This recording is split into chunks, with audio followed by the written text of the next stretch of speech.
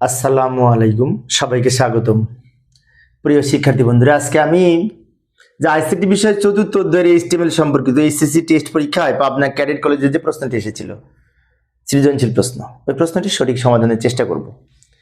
তা আমি অবশ্য শিক্ষার্থীদের অনুরোধে অনলাইনে ক্লাস নেই।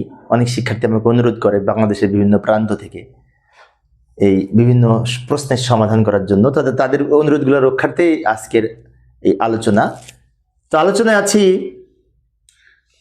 আমি, মোহাম্মদ সিরাজুল ইসলাম, বরিশাল সরকারি model school and college, Barishal. চলো শুরু করা যাক। প্রথমে প্রশ্নটা দেখে নিই।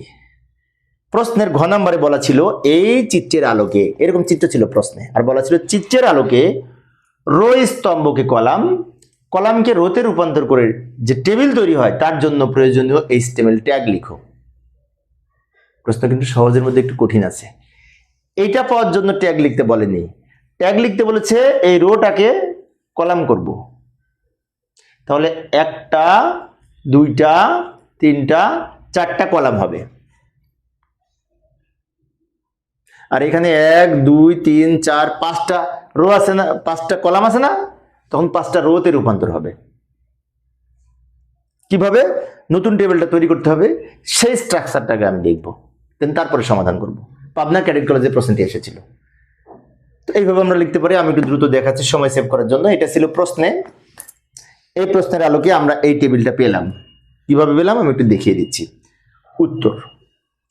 উত্তর লেখার পরে লিখবো রো কে কলাম, কলামকে রোতে রূপান্তর করে নতুন টেবিল নিম্নরূপ বলে। এখানে কি ছিল? স্টুডেন্ট নেম কম্পালসারি, অপশনাল, ওইটা এখানে চলে আসবে। Student name compulsory, optional. এরপরে কি ছিল? Harry Potter, Bangla, English, physics. তাহলে এটা ছিল এদিকে দিকে, ওরা এদিকে দিকে চলে আসবে। এই যে Harry Potter, Bangla, English, ICT, physics, এই হলো। এইটা এইভাবে হলো। এবার এই যে এইটা লিখবো এইখানে, এইটা লিখবো এইখানে, এটা উপর নিচে আছে, এটা পাশাপাশি হবে। খুব বুদ্ধি করে কিন্তু এটা টেবিলটা তৈরি করতে হবে, কারণ টেবিল তৈরি করতে যদি ভুল হয় কোড লিখতেও ভুল হবে।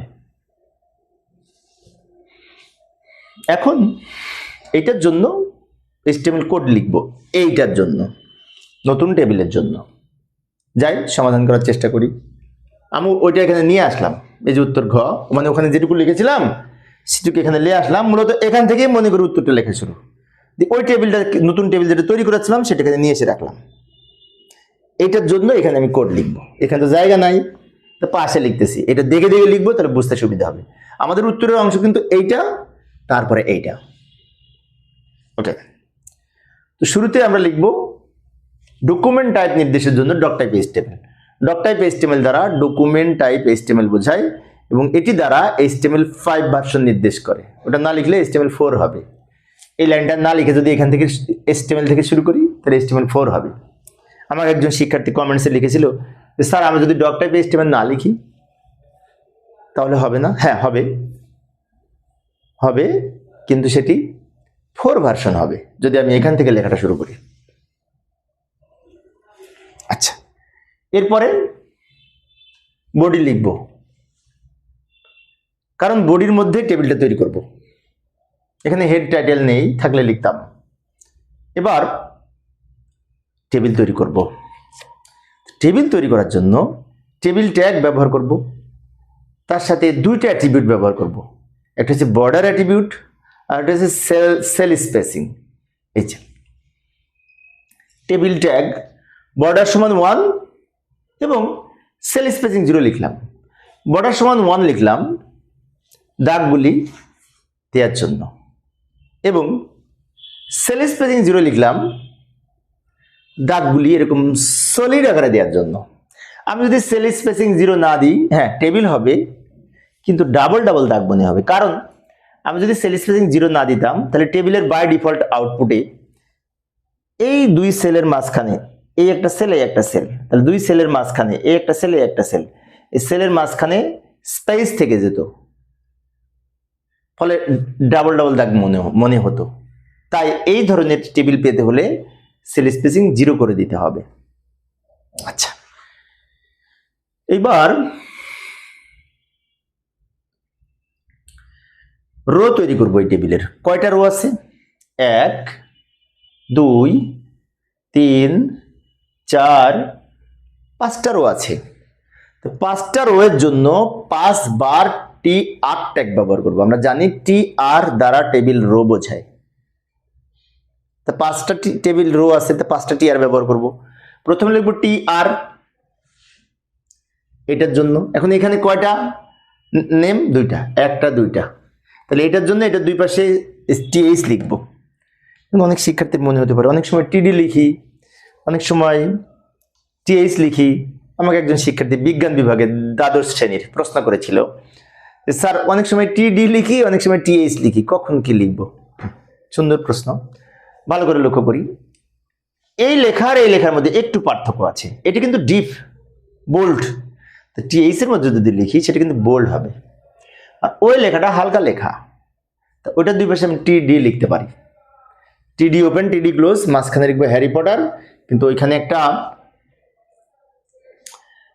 অ্যাট্রিবিউট ব্যবহার করব, সেটা হচ্ছে এই যে সেলটা আছে এটা 1 2 3টা কলাম একসাথে মার্জ করেছে। প্রত্যেকটা Harry Potter Bangla English ICT এই 4টা সেল প্রত্যেকটার একই বৈশিষ্ট্য, সেটি হচ্ছে এই 3টা কলাম মার্জ করেছে। তাই এই যখন টিডি লিখে আমরা এটা লিখবো, ওপেনিং টিডির সাথে একটা অ্যাট্রিবিউট ব্যবহার করব, কল স্প্যান অ্যাট্রিবিউট, যার ভ্যালু হবে 3।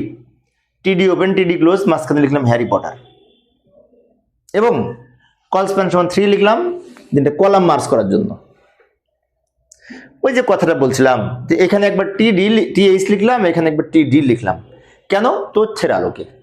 ওয়েব ডিজাইন করার সময় আমাকে দেখতে হবে যে ডিজাইনে কি বলা আছে, যা থাকবে তার আলোকে আমাকে কোড লিখতে হবে। আমি যদি এখানে টিডি লিখতাম তাও হতো, কিন্তু লেখাটা হালকা হতো। যেহেতু টিএইচ লিখেছি তাই এরকম বোল্ড হয়েছে। আবার আমি যদি এখানেও টিএইচ লিখতাম তাও হতো, কিন্তু এই লেখাটা মাঝখানে যেত তখন, কারণ টিএইচ লিখলে লেখাটা মাঝখানে যায় এবং বোল্ড হয়। তো এটা যেহেতু বোল্ড না এবং বাম দিকে, তাই টিডি লিখেছি, কারণ টিডি এর বাই ডিফল্ট আউটপুট বাম দিকে থাকবে। একটু সময় নিয়ে বোঝাচ্ছি ব্যাখ্যা বিশ্লেষণ করে, নাহলে অনেক শিক্ষার্থীর কোডিং বুঝতে প্রবলেম হয়। কারণ কোডিংটা মুখস্থের বিষয় না, সম্পূর্ণ বোঝার বিষয়।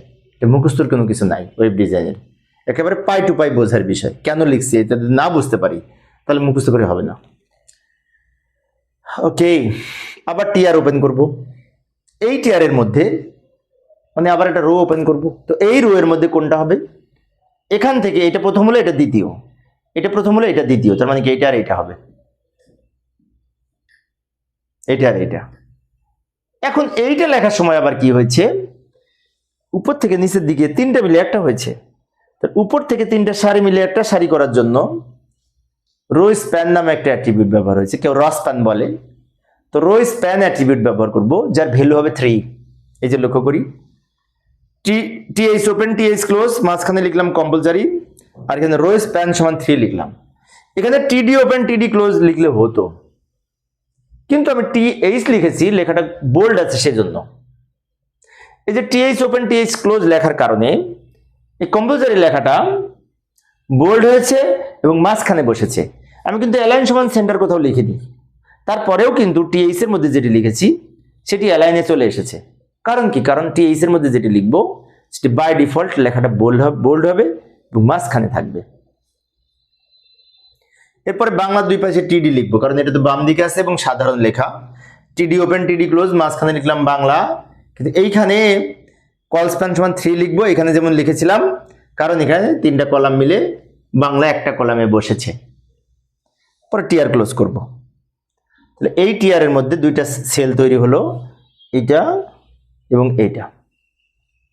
এরপরে আবার টিআর ওপেন করব যখন, তখন সেই টিআর এর মধ্যে এইটা হবে।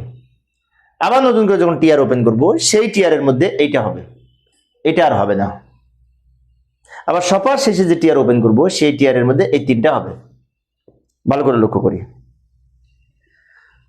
টিআর ওপেন, এই টিআর এর মধ্যে ইংলিশ লিখবো, দুই পাশে টিডি দিব, কিন্তু এখানেও কল স্প্যান সমান 3 লিখবো, কারণ এই ইংলিশটাও কিন্তু 3টা কলামে একসাথে একটা হয়েছে। এই যে টিডি ওপেন টিডি ক্লোজ, মাঝখানে ইংলিশ লিখেছি, বাট কল স্প্যান সমান 3 লিখেছি, কারণ 3টা কলাম মার্জ করেছে। তারপর টিআর ওপেন ক্লোজ করব, আবার আইসিটির জন্য সেম হবে। এই যে আমরা দ্রুত লিখে দিলাম TR open TR close, TD open TD close, মাঝখানে আইসিটি। এইবার আবার টিআর ওপেন করব, অপশনালের দুই পাশে টিএইচ দিব, কারণ এটি হাইলাইট করা বোল্ড করা এবং মাঝখানে আছে, তাই টিএইচ এর মধ্যে লিখলে মাঝখানে যাবে। ফিজিক্সের দুই পাশে টিডি লিখব, ম্যাথের দুই পাশে টিডি লিখব, বায়োলজির দুই পাশে টিডি লিখব, সবার শেষে টিআর ক্লোজ করব, এই টেবিল ক্লোজ করব, বডি ক্লোজ করব, এসটিএমএল ক্লোজ করব, 4টা ট্যাগ ক্লোজ করব। এখন কিছু শিক্ষার্থী আমাকে প্রশ্ন করতে পারে যে আমি একই টিআর এর মধ্যে এখানে লিখলাম টিএইচ, আবার এখানে লিখলাম টিডি, এভাবে কি লেখা যাবে? হ্যাঁ, লেখা যাবে। এইভাবে লিখেছি বলেই এইটা বোল্ড হয়েছে, এগুলি হালকা হয়েছে। আর আমি যদি এখানে দুই দিকে টিডি লিখতাম হতো, এই লেখাটা এরকম বোল্ড হতো না এবং মাঝখানেও যেত না। যেহেতু টিএইচ লিখেছি তাই লেখাটা কিন্তু মাঝখানে চলে গেছে এবং বোল্ড হয়েছে। এখন অনেক শিক্ষার্থীর মনে হতে পারে পরীক্ষার হলে যদি আমরা টিএইচ না লিখে টিডি লিখি, হ্যাঁ মার্কস পাবে পরীক্ষার হলে। আমরা তো শিক্ষক, আমাদের তো নিখুঁতভাবে লিখতে হবে।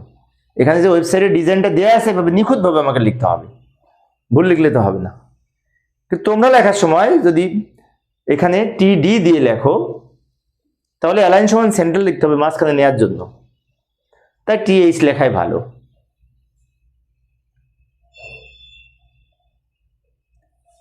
তো প্রিয় শিক্ষার্থী বন্ধুরা, এই ছিল আজকের আলোচনা। শিক্ষার্থীদের অনুরোধে আমি অল্প অল্প করে আলোচনা করি। তোমাদের যদি কারো অনুরোধ থাকে যদি কমেন্টসে লেখো, আমি সমাধান দেওয়ার চেষ্টা করব।